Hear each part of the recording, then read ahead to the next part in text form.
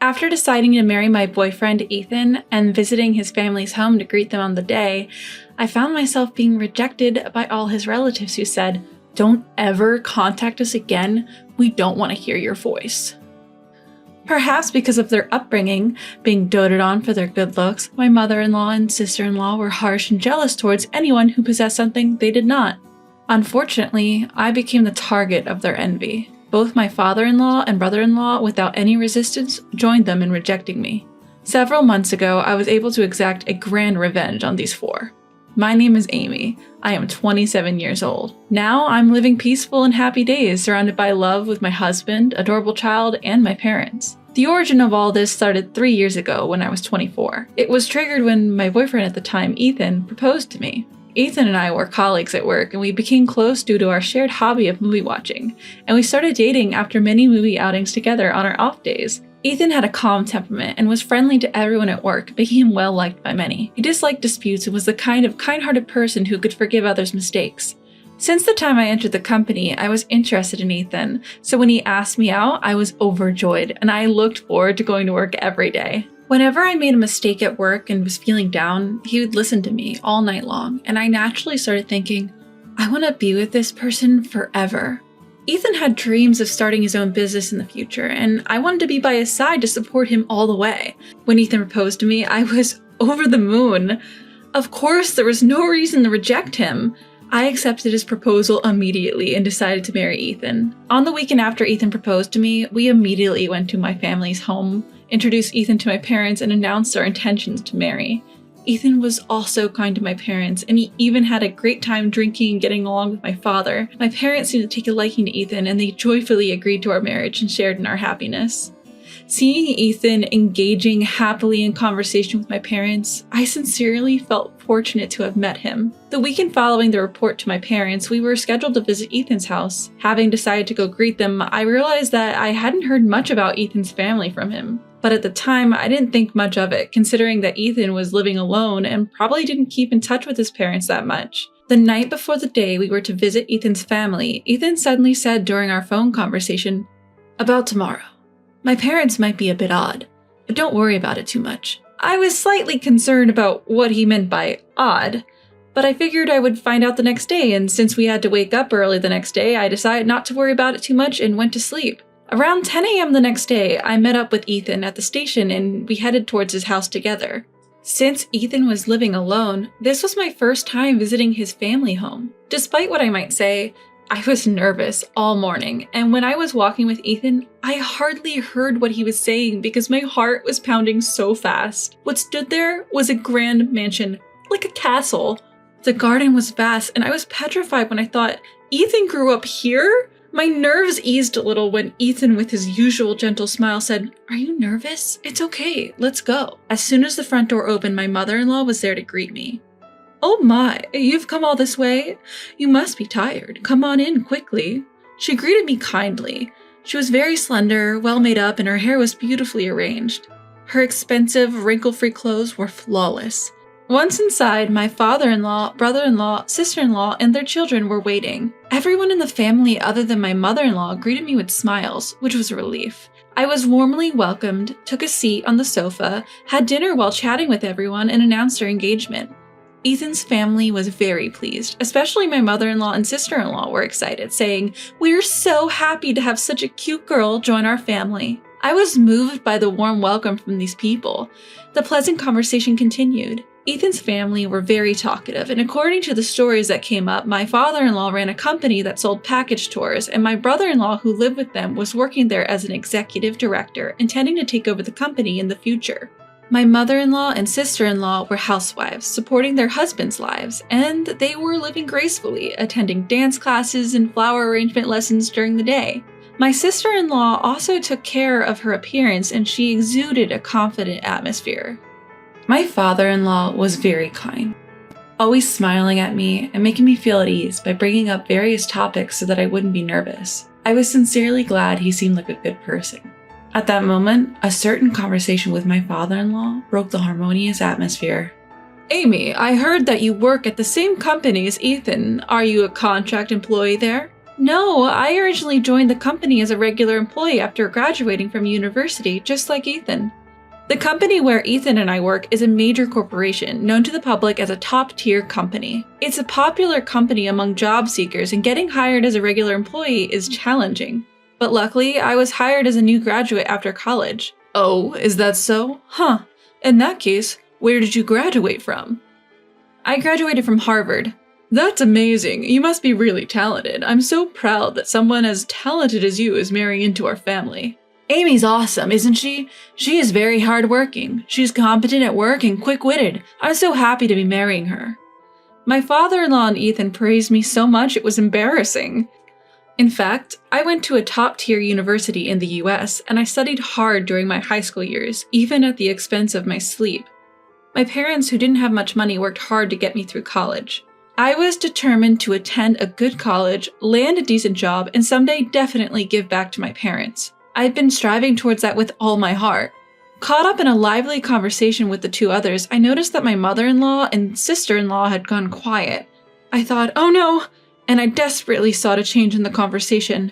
And noticing a beautiful arrangement of fresh flowers on the table before me, I asked, "Mother-in-law, that flower arrangement is lovely. Did you put it together?" To which she responded somewhat gruffly, "What? As if you, a professional working in a top-tier company, have any interest in housewives' time-killing activities." Confused, I wondered why her demeanor had changed when just a moment ago she was speaking with a smile. As if in agreement with my mother-in-law, my sister-in-law chimed in saying, "From your point of view, Amy, with your high education, you probably think all us uneducated housewives can talk about is flowers." I hadn't meant it that way at all. Not knowing what to say, I felt a lump in my throat, nearly bringing me to tears. Ethan quickly interjected, "Hey, both of you, stop that. Amy isn't the type to look down on people." Ethan's words were a comfort, but I couldn't bring myself to apologize or say anything, so I just kept my head down. Glancing around, I noticed my father-in-law, who had been drinking since noon, snoring and passed out on the sofa. My brother-in-law was clearly bored, yawning and scrolling through his phone, making the atmosphere in the room really tense. Then, at Ethan's suggestion, "Maybe it's about time we wrap this up," I was finally released from my uncomfortable atmosphere. On our way back to the station, Ethan apologized. "Sorry about today. My mom and sister have a high pride. They're particularly sensitive about their high school graduate." From what Ethan told me later, my mother-in-law had been working at a flower shop right after high school, where my father-in-law had spotted her and fallen in love at first sight. My mother-in-law was certainly a beautiful woman. She had many customers coming into the flower shop just to see her. Every day, my father-in-law would frequent the flower shop, and after a relentless pursuit, they started dating and eventually got married. Even now, it seems my father-in-law is always wrapped around my mother-in-law's little finger, always doing as she says. My sister-in-law was also a beautiful woman. She and my brother-in-law were high school classmates and had reconnected at reunion in their early 20s.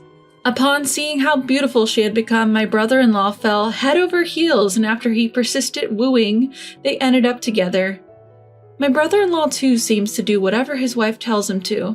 Sure, I have a high level of education, but I couldn't understand why they felt insecure. They were both beautiful women who had kind husbands who would always protect them. I ended the day feeling unresolved and a little gloomy. A part of me started to question, is this marriage going to be alright? Leaving me with lingering discomfort. In any case, we received approval for our marriage from both families, so we started to plan our wedding.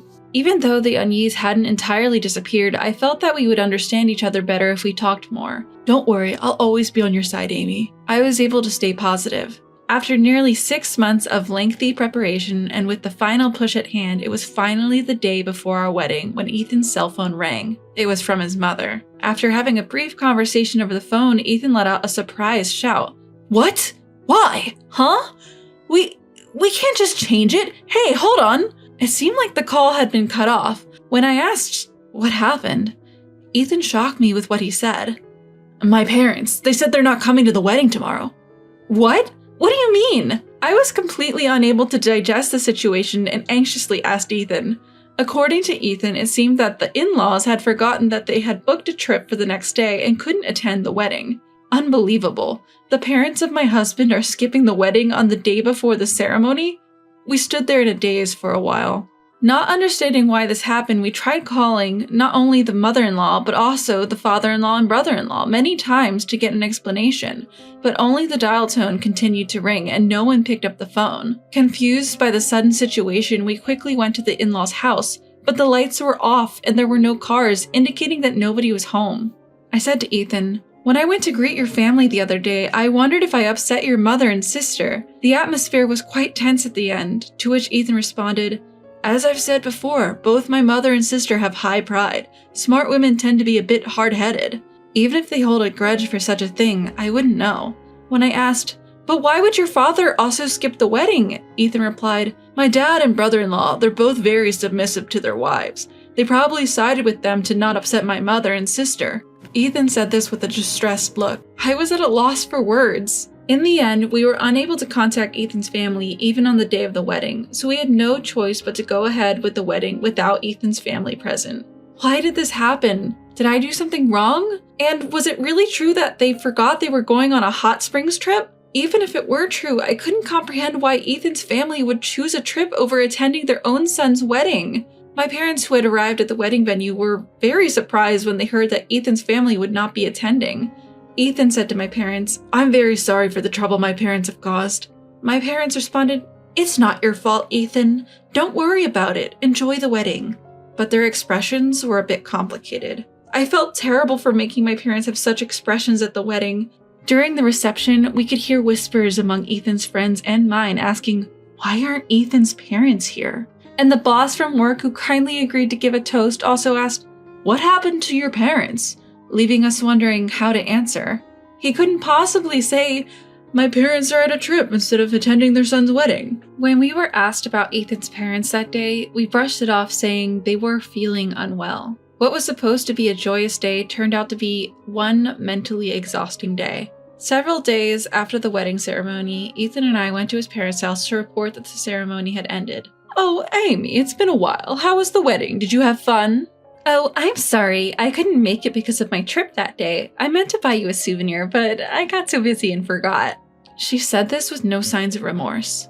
"No, it's okay. I'm glad you enjoyed your trip." Inside, I felt sadness, wondering why I had to suffer such treatment, but to avoid worsening our relationship with Ethan's family, I responded with a forced smile.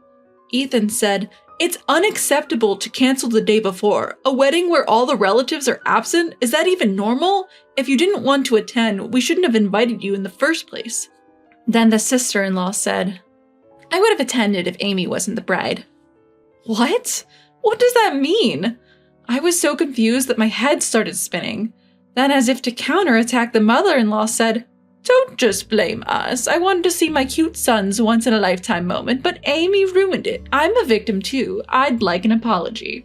Ethan spoke up on behalf of me, who was too shocked to respond. "What do you mean Amy caused it? Amy didn't do anything." Then the father-in-law, who had been silent, finally spoke. "Enough is enough. How dare you come in here in the middle of our day off and complain? Is that all you came here for? Get out." He yelled at us with incredible ferocity, and we were forcibly kicked out. And as I was putting on my shoes at the entrance, I felt a prick on the bottom of my foot. Ouch! In a panic, I lifted my foot and saw a caterpillar crawling inside my shoe. Ew! I, with one shoe on, ran outside and let the caterpillar go. The mother-in-law and sister-in-law, who had been watching, said, "Are you okay?" while snickering maliciously. I, who wanted to get out of there as soon as possible, said, "Sorry for the trouble," and was about to leave the house quickly when I was stopped by my mother-in-law. "Amy, please don't get involved with us except for weddings and funerals." Huh? Before I could ask why, she abruptly closed the door, ending the conversation. I really don't understand what I've done. I just wanted to get along with Ethan's family. On the way home, Ethan kept apologizing to me. He said, "You don't have to force yourself to interact with my family anymore. I'm really sorry." The mother-in-law and sister-in-law said they would have attended the wedding if I hadn't been the bride. Feeling as if I was the one who had done something wrong without even knowing why, I started to feel sorry for Ethan. The very next day, I woke up to intense itching all over my body. The itch was so unbearable that I jumped out of bed and rushed to the mirror, only to find my entire body had swollen up fiery red. I was supposed to work that day, but quickly got a sick day and went to the dermatologist. Apparently, the swelling on my entire body was due to the caterpillar stings. The caterpillar from yesterday, huh? The itching was incredibly intense, and for about 2 weeks since that day, I was unable to sleep properly due to the severe itching. Come to think of it, I noticed my brother-in-law touching my shoes at the front door when I went to Ethan's house. The old me would have thought a caterpillar had just accidentally crawled in, but at that time, I felt nothing but distrust towards my in-laws. A month after that, Ethan was hospitalized due to ill health. He had been complaining of frequent stomach pains for a week before being hospitalized, so I, who was worried, forcefully made him take a day off from work and took him to the hospital, where he was told that he probably had a gastric ulcer and needed to be hospitalized for further tests. I was told not to contact them unless it was for a wedding or a funeral, so I hesitated, but I thought that it was not something to keep secret from Ethan's parents, so I plucked up the courage and called my in-laws. Hello? My mother-in-law picked up the phone. While the phone was ringing, I couldn't stop my hand from shaking, and I felt nauseous the moment I heard my mother-in-law's voice. That's how much I had come to dislike my mother-in-law. Hello, it's Amy. I'm sorry I haven't been in touch. What is it this time? Well, Ethan has been hospitalized due to ill health. They think it might be a gastric ulcer, but he's being admitted for tests just in case, so I thought I should let you know. Ah, a gastric ulcer, huh? Isn't it because you're overworking him? Please don't call me for such trivial matters. I'm busy. Trivial matter? Don't you care about Ethan? I don't want to hear your voice. I'll tell you clearly because you seem dull. I don't want to have anything to do with you from now on, so please don't contact me again. I'm worried about Ethan, that's why I'll call him directly. Then my brother-in-law suddenly came on the phone. Look, you're too persistent. Read the room a little. I don't know if Ethan's been hospitalized or what, but it's annoying to have you contact us every time. He hung up the phone unilaterally. The moment I heard the sound of the phone hanging up, I felt like something inside me had snapped. The in-laws who mercilessly threw harsh words at me, the mother-in-law who said don't contact us even though her own son was hospitalized, and the entire family of in-laws who rejected me unilaterally, I couldn't forgive them. You don't want me to contact you again because it's a bother? I don't want to have anything to do with that strange family. I will never contact them again, no matter what happens. After that, there were no significant abnormalities in Ethan's test results, and it turned out to be a mild gastric ulcer, so he took medication for a while and his health improved significantly. Of course, I explained the whole situation to Ethan. Ethan, with a look of resolve on his face, told me, "Let's stop getting involved with my family. The only person that matters to me now is Amy. If they can't accept Amy, then even if we're connected by blood, they're not family to me." A year after that happened, Ethan finally left his job and realized his long-standing dream of starting a software sales business. He had been dreaming of starting his own business since before we got married. Of course, he leveraged his previous job experience to accomplish this. Ethan worked harder than anyone else at his job to achieve this. Although we're still at the starting point, I was happy to see even a bit of Ethan's dream becoming a reality. And our happiness continued. A year after he started his business, a healthy baby boy was born to us. My parents were overjoyed at the birth of their grandchild. Despite the nearly 2-hour journey from my house to theirs, they visited us frequently, making each day extremely blissful. Naturally, we did not report the birth of our child to Ethan's parents. Well, even if we had, they probably wouldn't have cared anyway, so it doesn't really matter.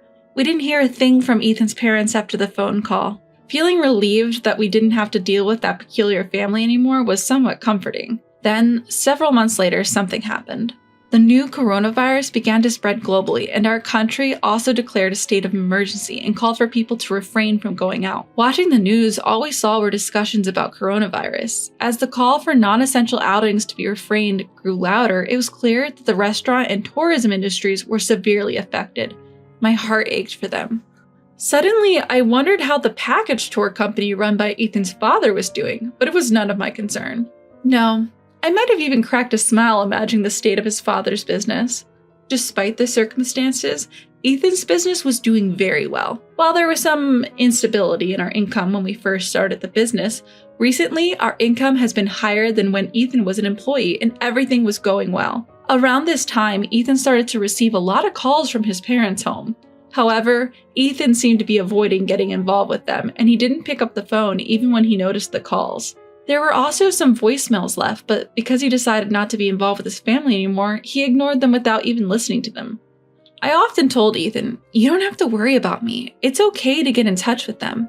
From my perspective, I despise his family. But for Ethan, they're his family who raised him, and I felt guilty making him cut ties with his parents because of me. However, Ethan told me, as I've said before, Amy is the most important person to me, not my parents. If they can't accept Amy, even if they are my parents, I can't value them. I felt sorry, but also happy for Ethan's unwavering kindness. Ethan was still receiving calls from his father and mother every day, all of which he ignored. Then one day, a letter arrived from Ethan's family home. The letter simply stated, "Our business is on the verge of bankruptcy and we have some financial matters we'd like to discuss. We need to talk as soon as possible." Pretty audacious for someone who had cut ties with us. Their nerve was just as strong as ever, and they demanded urgent contact. Of course we didn't get in touch. Let him suffer. That's what he deserves. Next thing I knew, my cell phone was ringing. I didn't notice the call as I was at work, but a voicemail was kindly left for me. It seemed like Ethan had not been answering his phone, so the caller had reluctantly reached out to me instead. It's quite audacious, especially when I had told them not to contact me. Reluctantly, I decided to listen to the message that was left on my voicemail. All I got was a message saying, "Is this Amy's number? If Ethan continues to ignore me, I'll come knocking. Let him know." That's all it said. 2 days after the voicemail was left, Ethan had the day off because it was Saturday. We were enjoying a leisure family day at home. We had just finished lunch and were discussing what to do for the rest of the day when the doorbell rang. When I checked the monitor, there stood my 4 in-laws. Seeing my shocked face, Ethan came over to check the monitor as well. Ethan let out a heavy sigh and said to me, "You don't have to answer. They'll give up and leave if we don't open the door." However, I said, "It's fine. They've come all this way, so we should let them in. It's kind of pitiful." Ethan thought for a moment, then said, "Okay," and unlocked the door. Pitiful? No way would I ever feel that way about such diabolical in-laws. I purposely didn't tell Ethan about the voicemail. All of this was to lure them into our home. Of course, my shock at seeing them through the monitor was just an act. I knew they would show up sooner or later. There was a reason why I let Ethan's parents into our house. The real retaliation is yet to come. It's time for a full-scale confrontation. The entire in-law family had come to our front door. As soon as the door was opened and the 4 of them marched in without a hint of restraint, spoke in a frustrated tone, "How long does it take to just open the door?" Such a bunch of ill-mannered people, it's unbelievable. As soon as they entered the house, Ethan's mother saw our son happily playing with his toys on the floor and said, "Whose child is this?" I responded, "He's our son." "Ah, I remember now. You said not to contact you anymore, so I didn't report it. But I don't think you're interested in anyway, so whether or not I report it makes no difference." Upon hearing this, Ethan's mother stared at me with a look of contempt and muttered under her breath, "You are so cheeky." I was starting to enjoy the situation and asked Ethan's father, "So what brings you here today? If you wanted to visit, you should have let us know in advance." Ethan's father responded, "Didn't you read the letter?" "Do you mean the one that arrived 2 days ago?" I said, to which Ethan's father angrily said, "If you read it, you should have contacted us. It said we needed to hear from you urgently."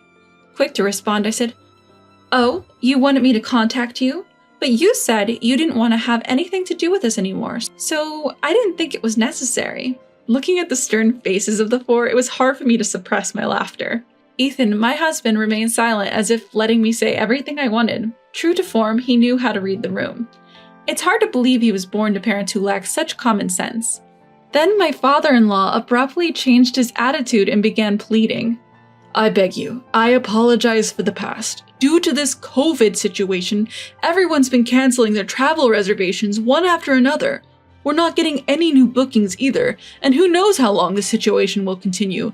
If things go on this long, my business will be ruined, so can't you help me out with some money?" I responded, "I see, that's tough, but no. I'm afraid I have to decline. I don't want to conveniently assist someone who said they wanted nothing to do with me anymore. However, if you're really desperate, if you show me sincerity, I might reconsider." My father-in-law shouted, "What the hell?" and started to intimidate me with a furious face. But I wasn't scared anymore. I decided to handle things my way. "I didn't say you had to. Feel free to leave if you want to." My father-in-law looked vexed, slowly started begging. "I'm sorry, please help me out," he pleaded. Seeing that, I didn't respond. He told the other 3 to also apologize to me, and finally, all 4 of them started begging. When I responded, "No thank you," with a smile, my father-in-law suddenly got angry and banged his hand on the table. He then shouted, "You! When I'm humbling myself, you're getting high and mighty," and grabbed my collar. Surprised by his sudden aggression, I was about to tell him to stop when Ethan said, "Hey, Dad, don't lay a hand on Amy." My father-in-law asked, "You're going to take your wife's side when your parents are begging like this?" Ethan replied, "The most important person to me right now is Amy. I can't care about someone who treats Amy poorly, even if they're my parents. And I don't need any superficial apologies just for money. If you can't apologize to Amy from the bottom of your heart, just leave."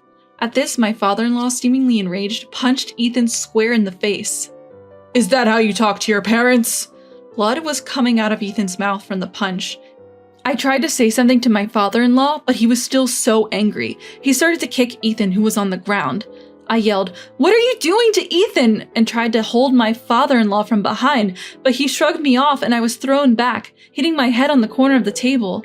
I touched the back of my head where I hit it. My hand came back covered in blood. The other 3 people, excluding my father-in-law, looked shocked and frozen in place. As my father-in-law started ransacking the room shouting, "Where's the money?" I quickly opened the balcony window and yelled to the people passing by, "Help! I'm being murdered!" 5 minutes later, the police arrived. When the police arrived, my father-in-law quickly calmed down and began to blather, "Sorry for the commotion. I just got carried away with the excitement of seeing my grandson. My daughter-in-law seems drunk or something. She's been shouting strange things," he started with a flippant smile. I explained to the officer, "Please take this man away. He hit both my husband and me. He's also been ransacking our house, demanding cash." Suddenly, father-in-law shouted, "I didn't do anything!" And with a curse, he punched a hole in the wall. He was arrested on the spot. The other 3 of them were also taken to the station for questioning. Afterwards, it seems that father-in-law was held in jail for a while. Ethan, my husband, had been punched in the cheek, but fortunately, it was just a light cut and bruise that healed quickly. On the other hand, the wound on the back of my head turned out to be bigger than I thought, and I ended up getting 10 stitches. I feel guilty for causing Ethan to get hurt as a result of luring my in-laws to our house for my revenge, but I'm glad that they have stopped asking for money, seemingly regretting their actions. From what I heard later, as I expected when they first met me, father-in-law praised me and both my mother-in-law and sister-in-law became jealous. The 2 of them apparently instructed father-in-law and my brother-in-law to act coldly towards me. Of course, neither father-in-law nor my brother-in-law could stand up to them and were merely doing as told. The caterpillar that ended up in my shoe was likely the work of my brother-in-law, egged on by my sister-in-law. Jealousy is indeed frightening. It's unbelievable how much it can change someone's life. You never know what might happen. Afterwards, as expected, my in-laws had no way of getting their hands on money. Their business went bankrupt. And their house was seized. Now it seems they live in a cheap apartment. Both my father-in-law and my mother-in-law are nearing 70. It's difficult for them to find work again. My brother-in-law had been working at father-in-law's company, but taking advantage of being the boss's son, he didn't work seriously and seemed to spend all day at the casino. Approaching 50 with no useful skills, it's hard for my brother-in-law to find a job, and it seems he's now making a living with a part-time job at a convenience store. My sister-in-law had been a stay-at-home wife with no significant career, and she seemed to be job hunting at employment agencies and the like. However, due to her selfish personality, she kept complaining about this and that and couldn't hold a part-time job down for long. Now, she seems to be cooped up at home. A little after that incident, my father retired and we decided to live together with my parents. The person who proposed living together was none other than Ethan. It was because I am an only child and he was concerned about my parents' life in their old age. I've returned to work now, and my parents take care of our son during the day, so I feel secure balancing childcare and work. Ethan, my beloved husband, and my kind parents. And of course, my son, who is my treasure. Life with them is the happiest. I resolve never to forget to be grateful for this happiness.